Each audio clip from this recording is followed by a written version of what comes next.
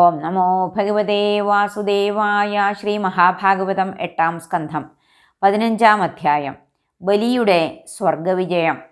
രാജാവ് പറഞ്ഞു, യജ്ഞേശ്വരൻ സർവലോകനാഥൻ സമ്പൂർണനാം ഹരി ലോഭിയെപ്പോൽ മാബലിയോടെന്തിനായി 3 അടി സ്ഥലം യാചിച്ചതും തെറ്റുകൂടാതെന്തിനർത്ഥം ലഭിക്കലും ബന്ധിച്ചതും ചൊൽക, കേൾക്കാനുണ്ടു കൗതൂഹലം തുലോം. ശ്രീശുകൻ പറഞ്ഞു, സുരേന്ദ്രനോടേറ്റത തോറ്റു ഭൂമിയും സ്വപ്രാണനും പോകിലും അഭൃഗുക്കളാൽ സംജീവിതൻ മാബലി ശിഷ്യനായി ഭൃഗുക്കളെ ഭജിച്ചാനഖിലാർപ്പണത്തൊടും. പ്രസന്നരായി തീർന്ന മഹാനുഭാവരാം ഭൃഗുക്കൾ പിന്നീട് അഭിഷേകപൂർവകം ജയിച്ചിതാ സ്വർഗജിഗീഷു ദൈത്യനെ കൊണ്ട് ഉത്തമം വിശ്വജിതാഖ്യമധ്വരം.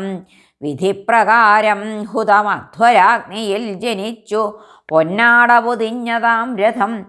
ഇന്ദ്രാശ്വതുല്യങ്ങൾ ഹയങ്ങൾ സിംഹചിത്രിതം ധ്വജം പൊൻപിടിയാണ്ട ചാപവും അഭൗമമാം വർമ്മവും അമ്പൊരിക്കലും മുടിഞ്ഞിടാതുള്ളിരുതൂണവും തഥാ കൊടുത്തു വാടാമലർമാലയൊന്നു തത്പിതാമഹൻ ശുക്രമഹർഷി ശംഖവും. ഏവം ദ്വിജാശിസ്സുകളൊത്തു യുദ്ധസാധനങ്ങളും നേടി വലത്തുവച്ചുടൻ നമിച്ചു വിപ്രേന്ദ്രരെ ആജ്ഞ വാങ്ങി നമിച്ചു മുത്തച്ഛനെയും മഹാബലി. പൂമാലയും കവചവും വില്ലും വാളാവനാഴിയും ധരിച്ചു മിന്നും മകരകുണ്ടലം കാതിലും തഥാ ഹേമാങ്കദം തോൾകളിലും ചാർത്തി യജ്ഞാഗ്നി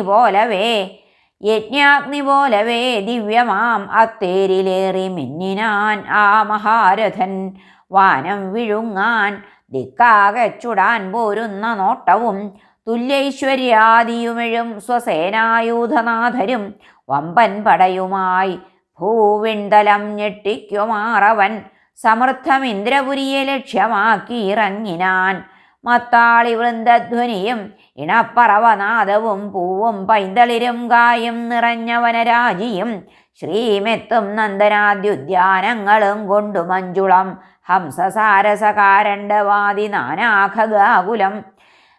സുരദമ്പതിമാർ ക്രീഡിക്കുന്ന പൊൽത്താർ തടാകവും കിടങ്ങുപോൽ ചൂഴവും വിൺഗംഗയാറും സമുജ്വലം കൂറ്റൻ മതിൽ കെട്ടുകളും ഉന്നതം കൊത്തളങ്ങളും വിഭിന്ന രാജമാർഗങ്ങൾ പൊന്നണിക്കോട്ടവാതിലും പവിഴത്തിണ്ണകളിലും മിന്നും നാൽക്കൂട്ടുപാതയും സഭാഗൃഹങ്ങൾ പൂമുറ്റം എണ്ണമറ്റ വിമാനവും തങ്കപ്പൂഞ്ചേലയും ഭൂഷണാദിയും കൊണ്ടു വന്യപോൽ മിന്നുന്ന നിത്യതാരുണ്യം തുളുമ്പും സ്ത്രീജനങ്ങളും തത്കേശങ്ങളിൽ നിന്നൂർന്ന ചമ്പകപ്പൂക്കൾ തന്മണം വഴി നീളെ പൊഴിക്കും തൈത്തെന്നലും കൊണ്ടു സുന്ദരം.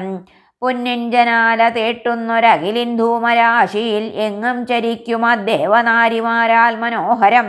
മുത്തിൻ വിധാനം മണിഹേമകേതു സുന്ദരങ്ങൾ മേൽക്കൂരകൾ ഹർമ്മ്യജാലവും കൂവും പിറാവും മയിലും ദുരേഭവും വൈമാനിക സ്ത്രീകളകൂചിതങ്ങളും ശംഖം മൃദംഗം പറവീണ വേണുവും മിഴാവു തപ്പിട്ടയുമൊത്തമേളവും ഗാനങ്ങളോടൊത്തുപദേവ നൃത്യവും സൂര്യാദിയും തോറ്റിടുമാ പ്രകാശവും.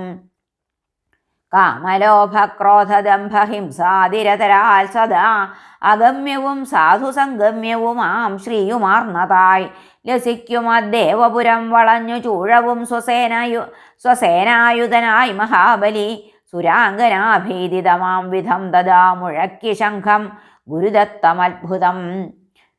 ബലിതൻ യുദ്ധ സംരംഭമറിഞ്ഞു മഖവാവ് ഉടൻ ദേവന്മാരൊക്കെയും ചേർന്നു ഗുരുവോടോതി ഇങ്ങനെ, ഭഗവൻ വൻസേനയൊത്ത പൂർവവൈരി മഹാബലി ഉത്തേജിതാഭനായി വന്നിരിക്കയാം.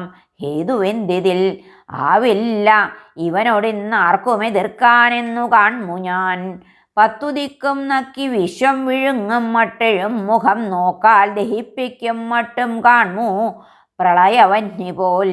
ഈ വീര്യമോജസ്സും ദേഹശക്തി തേജസ്സും ഒത്തഹോ എൻ ശത്രു ഇത്ര ദുർധർഷനാകാൻ എന്തിഹ കാരണം.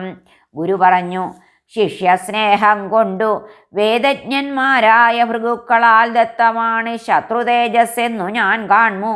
വാസവ, ഹരിക്കെന്നേ നിനക്കോ ത്വദ്വിധർക്കോ തത്പുരോഭുവി നിൽക്കാനാക ജനങ്ങൾക്കു കാലൻ തൻ മുൻപിലെന്ന പോൽ. അതിനാൽ വിണ്ണകം വിട്ടു മറവിൽ പാർപ്പിനെ വരും ശത്രുക്കൾ കണയും കാലമാറ്റത്തെ കാത്തിരിക്കുവിൻ. വിപ്രാശിസാൽ ഇന്ന് അമോഘ വിക്രമം പൂണ്ടൊരബ്ബലി തന്നിന്ദയാൽ താൻ സകലം നശിക്കാനിടയായി വരും. ശ്രീശുകൻ പറഞ്ഞു, അസത്യദൃക്കാം ഗുരുവിൻ വാക്യമേവം അസത്യദൃക്കാം ഗുരുവിൻ വാക്യം ഏവം ശ്രവിക്കവേ ത്രിവിഷ്ടവം വിട്ടുപോയാർ കാമരൂപികളായി സുരർ. വിണ്ണോർ മറയവേ സ്വർഗലോകം കയ്യാണ്ടു മാബലി മൂലോകവും കീഴടക്കി വാണാൻ ഇന്ദ്രപുരിക്കകം. ആ വിശ്വജയിയെ കൊണ്ടു ശിഷ്യക്കൂറാണ്ട ഭാർഗവർ 100 അശ്വമേധം വിധി പോൽ ചെയ്യിച്ചാർ പിന്നെ മന്നവ. തത്പ്രഭാവത്തിനാൽ 10 ദിക്കിലും ത്രിജഗത്തിലും പുകൾ വെൺകതിരും തൂകി മിന്നി പൂർണ്ണേന്ദുപോൽ ബലി. വിപ്രോത്തമാനുഗ്രഹത്താൽ സിദ്ധം ഐശ്വര്യമീ വിധം ഭുജിച്ചു വാണാൻ കൃതകൃത്യൻ്റെ മട്ട് അമ്മഹാമതി. ഹരേ നമ. ശ്രീകൃഷ്ണാർപ്പണമസ്തു. 15-ാം അധ്യായം കഴിഞ്ഞു. സർവത്ര ഗോവിന്ദനാമ സങ്കീർത്തനം. ഗോവിന്ദ ഗോവിന്ദ. ഹരേ നാരായണ.